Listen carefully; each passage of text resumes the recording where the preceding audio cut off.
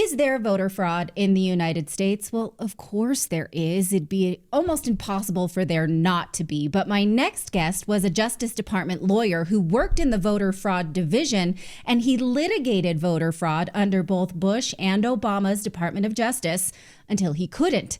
His book, Injustice, tells the story about how the Obama administration used the Department of Justice to litigate voter fraud when it worked for the Democrats and then leave it alone when it did not. Now, I read this book over the weekend. I'm more convinced than ever that the media does not know what they're talking about when they're covering voter fraud. It happens. It is politicized. And guess what? There's a lucrative industry to deny voter fraud. And in 2011, our next guest warned that who funds this denial industry? George Soros, the globalist. J. Christian Anderson joins us to discuss, and it's my pleasure to meet you, sir. Hi, how are you? So did I get anything wrong there? Is that an apt summary of your book, that voter fraud is politicized and it happens and we are not told about it properly? Yeah, I mean, look, I remember right after Obama won that Attorney General Holder came down to the office, and then the political appointees came down to the voting section and basically told us we're not going to enforce certain parts of federal law that require voter rolls to be clean. And they just told us that straight up. That wasn't their priority. And, I wrote about that in the book, and that became the reality. And there hasn't been a single federal DOJ lawsuit since that day in 2009 to do voter roll cleanup. We used to do that at the voting section, but not anymore. Okay, so what you're talking about is Section 8 of the Voter Rights Act, which requires states to have clean voter registration logs. So now the media is saying that this is voter purging, acting like it's brand new. So can you explain how this is not brand new and how this is being politicized right now in the run up to the 2024 election? Yes, Section 8 of the National Voter Registration Act was passed in 1993. It was the top priority of Bill Clinton and the Democrat legislature. There's a amendment to the law that got it through a filibuster in the Senate that said you have to make a reasonable effort to maintain the rolls free of the dead and the people who don't live there anymore. Reasonable effort is the statute. And so the Bush Justice Department brought a bunch of cases against various states for having dirty voter rolls. And like I said, those cases are dead. So we have a situation now where the law enforcement officials in charge of our elections just don't care about dirty voter rolls. And that includes people like Jocelyn Benson in Michigan. The Public Interest Legal Foundation has been suing her for the last couple of years. We've been in court fighting her over dirty voter rolls in Michigan heading into this election. And she's fighting tooth and nail. Can you define dirty? You mean it not just is non-citizens who have been self-identified, but also dead people, right? What else is dirty about a voter roll? Michigan had 27,000 dead people on the active voter rolls. Some had been dead for 2 decades, and that's why we brought the federal lawsuit against the Michigan Secretary of State, Jocelyn Benson. So, it includes people who haven't been alive since the 90s. Okay, now one of the things the Justice Department in its litigation against some states is saying is that you can't clean up your voter logs within 90 days of the election. Where does that come from? And why is the Justice Department forcing states to leave their rolls dirty, for lack of a better word? Yeah, that's the federal freeze out. That's also in the law, where there cannot be systematic list maintenance. That's the term from the statute. Inside 90 days of any federal election. That even includes a primary. And so within 90 days of any federal election, states are only allowed under the law to remove dead people, people who have gone insane, which nobody does, people who have gone to prison in a state that disenfranchises you for that. Not all states do. Or to correct mistakes, or things that are not systematic. In other words, someone calls you on the phone and says, please take me off the rolls. So there's a federal law that doesn't allow you to do systematic list maintenance inside 90 days. Okay, so then are these states outside of their rights to keep trying to do this? What Florida has said is we've been trying to do this and the Justice Department won't help us outside of their software. They just say check the software. Yeah, I think this revolves, Florida's fighting to get access to what's called the SAVE database, Systematic Alien Verification for Entitlement, SAVE. And under federal law, the federal government has to make it available to the states. Florida already sued the federal government. It was called, I think the case is called Florida versus Holder in 2012.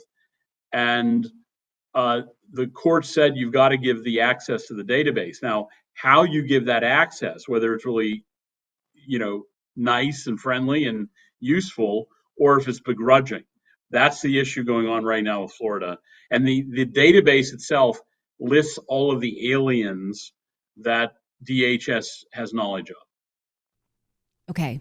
So then, should states have done this a long time ago? The media reports about voter purging. Is that legitimate? It's just too late to do it?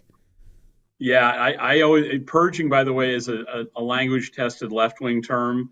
I Yes, call it list sure. maintenance because that's what the statute calls it, but they love to call it purging because that's what happens after you eat bad fish, or what Stalin did to his generals. It was very violent.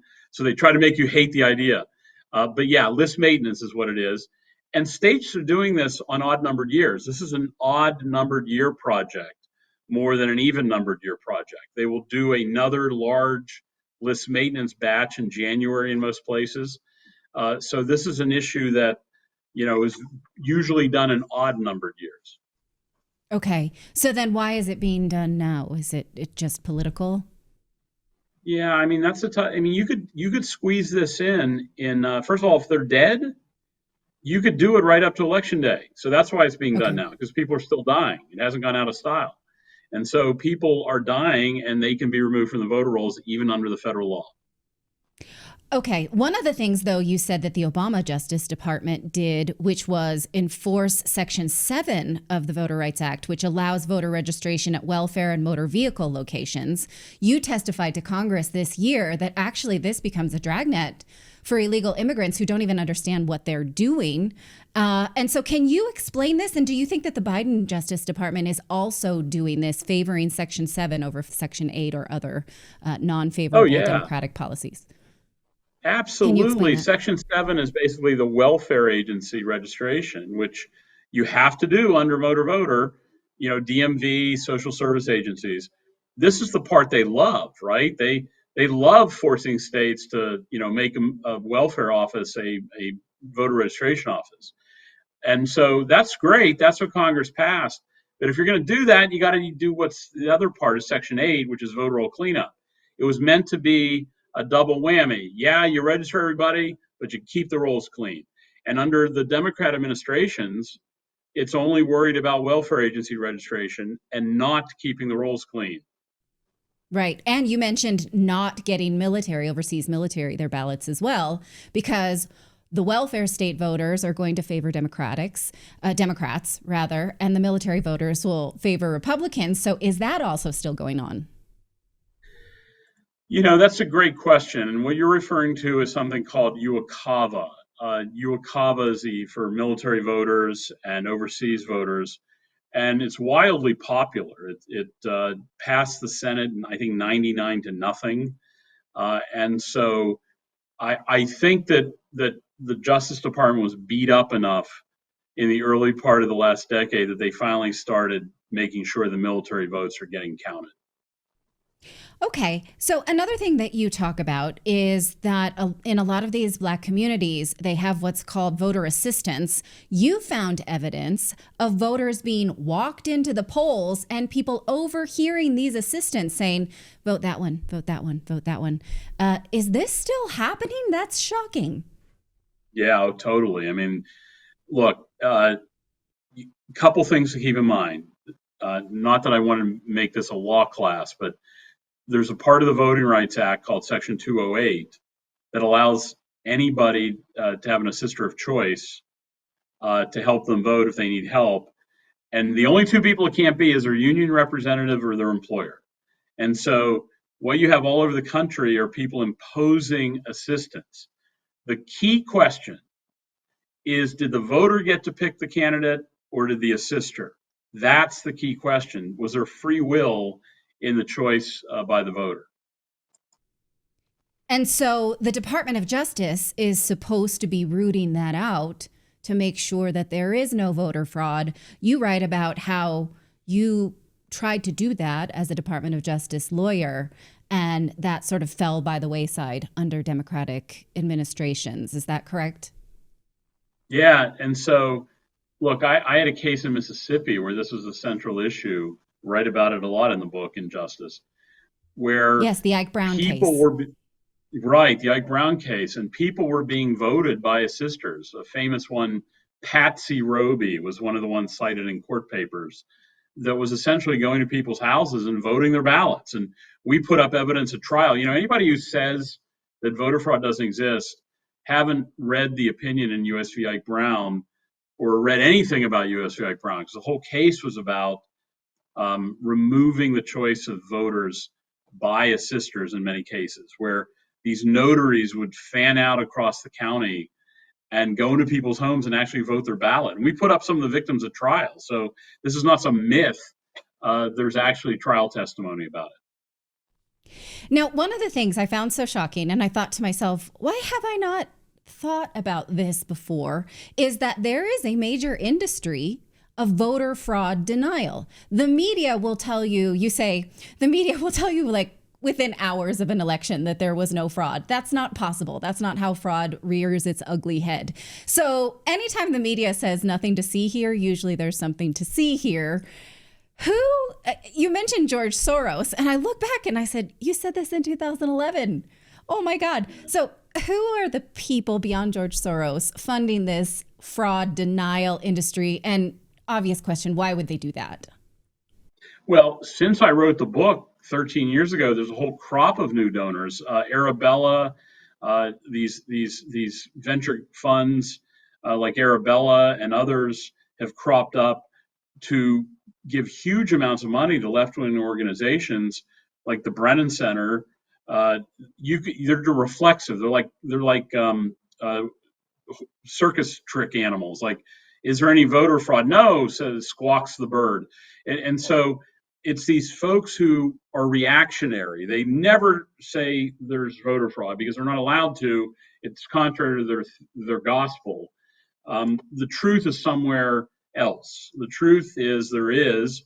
How much? I don't know, because we can't ever research it, can we? We're shut down by groups like Project Vote and the Democracy, this or that organization. So it's real. I know the victims. I've been in their homes. It's a shame that they can't do something about it. They're reflexively defending it. Right. So you started the Public Interest Legal Foundation, and you have your hands full now with fighting these types of things from the other side since you voluntarily left the Justice Department. Can you tell us a little bit about leaving the Justice Department and what your counsel does now? Yeah, I mean, obviously, it's funny. I left the department after I was subpoenaed by the United States Commission on Civil Rights to talk about the new Black Panther case that I worked on, and I was told I wasn't allowed to, but I did anyhow. I quit and I testified about it. But now the irony is that President Trump appointed me to the United States Commission on Civil Rights. So I'm a commissioner on the commission that started my departure from the DOJ. Public Interest Legal Foundation. What do? We're the nation's only C3 charity law firm that's dedicated exclusively to election integrity. And so, we bring cases all over the country to make election day, to have transparency, we're going to be filing a case this week about voter intimidation. Whatever it is to enforce the law the DOJ won't enforce, we will do it. Okay, excellent. Well, I'm so glad to talk to you for the first time. There's another bit in your book about the Justice Department suing companies through frivolous cases in order to transfer wealth to radical left-wing organizations.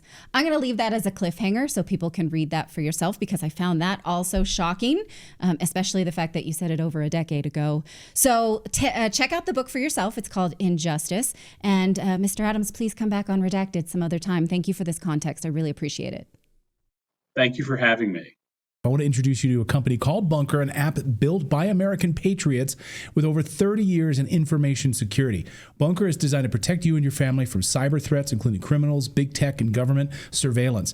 With Bunker, you get secure messaging free from surveillance. Only trusted contacts can reach you. Unlike other messaging apps filled with criminals and imposters and spam and all sorts of stuff. I get text messages all the time. I'm like, who are you? Where is this stuff coming from? How did I get on some list that I'm now getting like weird spam messages? Bunker connects you with your trusted contacts only. Secure file storage. You can store crucial documents like mortgages, family photos securely with the option to scan physical documents directly into the app. And they help prevent identity theft, financial loss, and more. It even works without Wi-Fi or without your no cell data. It's okay. It still works because the app is inclusive. It works. You can download Bunker now right from the App Store, the Play Store, or just visit their website at bunker.life, right? BUNKR.life. That's right. Download it today. And guess what? You're going to get, if you use the code Redacted, you'll get your whole first year for free. Try it for a year. See how much you like it. Use the code Redacted, download it, and you get a whole year for free by using the code Redacted.